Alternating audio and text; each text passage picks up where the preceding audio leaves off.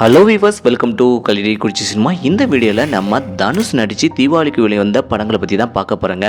1 இல்லைங்க 2 இல்லைங்க 5 படங்கள் இதுவரை தீபாவளிக்கு ரிலீஸ் பண்ணிக்காப்புல நம்ம தனுஷ்.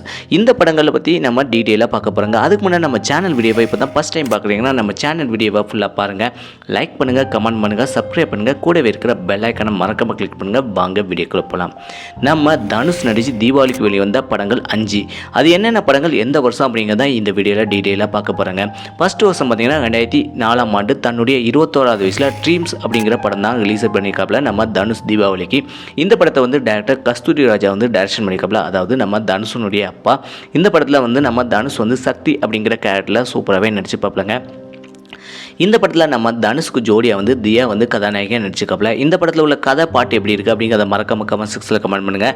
2வது படத்தை பற்றி பார்த்தலாம். 2வது படம் 2005ஆம் ஆண்டு தன்னுடைய 22வது வயசில் அது ஒரு கணக்காலம் அப்படிங்கிற படம் ரிலீஸ் ஆயிருங்க. இந்த படத்தை டேரக்டர் பாலு மகேந்திரா வந்து டைரக்ஷன் பண்ணிக்காப்புல.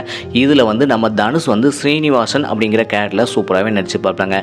இந்த படத்தில் நம்ம தனுஷ்க்கு ஜோடியாக வந்து பிரியாமணி வந்து கதாநாயகியாக நடிச்சுக்காப்புல. இந்த படத்தில் உள்ள கதை பாட்டு எப்படி இருக்குது அப்படிங்கிறத மறக்காம கமெண்ட் செக்ஷனில் கமெண்ட் பண்ணுங்கள்.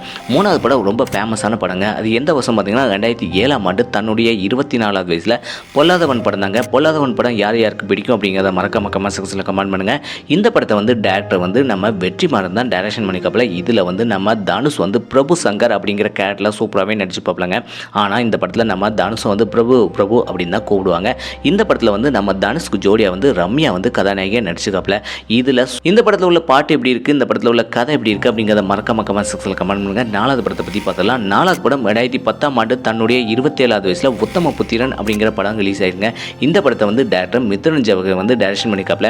இந்த படத்தில் நம்ம தனுஷ் வந்து சிவராமகிருஷ்ணன் அப்படிங்கிற கேரக்டரில் சூப்பராகவே நடிச்சு பார்ப்பலங்க. ஆனால் இந்த படத்தில் நம்ம தனுஷை வந்து சிவா அப்படின்னு தான் கூப்பிடுவாங்க. இந்த படத்தில் வந்து நம்ம தனுஷ்க்கு ஜோடியாக வந்து ஜெனிலியா வந்து கதாநாயகியாக நடிச்சுக்காப்புலங்க. இந்த படத்தில் உள்ள பாட்டு எப்படி இருக்குது, கதை எப்படி இருக்குது அப்படிங்கிறத மறக்காம கமெண்ட் செக்ஷனில் கமெண்ட் பண்ணுங்கள். 5வது படம் என்னன்னு பார்த்தலாம். 5வது படம் 2016ஆம் ஆண்டு தன்னுடைய 33வது வயசில் கொடி படம் தாங்க. கொடி படம் தீபாவளிக்கு தான் ரிலீஸ் ஆகிருக்கு. இந்த படத்தை வந்து ஆர்எஸ் துரை செந்தில்குமார் வந்து டைரக்ஷன் பண்ணிக்காப்புல. இதில் 1 இல்லைங்க 2 இல்லைங்க 2 கேரக்டரில், அதாவது டபுள் ரோலில் நடிச்சுக்காப்புல நம்ம தனுஷ். அண்ணன் தம்பி கேரக்டரில் நடிச்சுக்காப்புலங்க. கொடி அன்பு அப்படிங்கிற கேரக்டரில் சூப்பராகவே நடிச்சு பார்ப்பலங்க. இந்த படத்தில் நம்ம தனுஷ்க்கு ஜோடியாக வந்து திரிசாவும் அனுபவமும் நடிச்சுக்காப்புலங்க.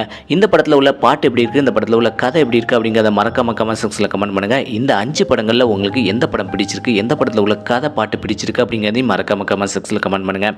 இதே போல் சினிமா தெரிஞ்சுக்கிட்டா கலிடி குறிச்சி சினிமா சப்ஸ்கிரைப் பண்ணுங்கள். கூடவே இருக்கிற பெல் ஐக்கானை மறக்காம கிளிக் பண்ணுங்கள். தேங்க்ஸ் ஃபார் வாட்சிங்.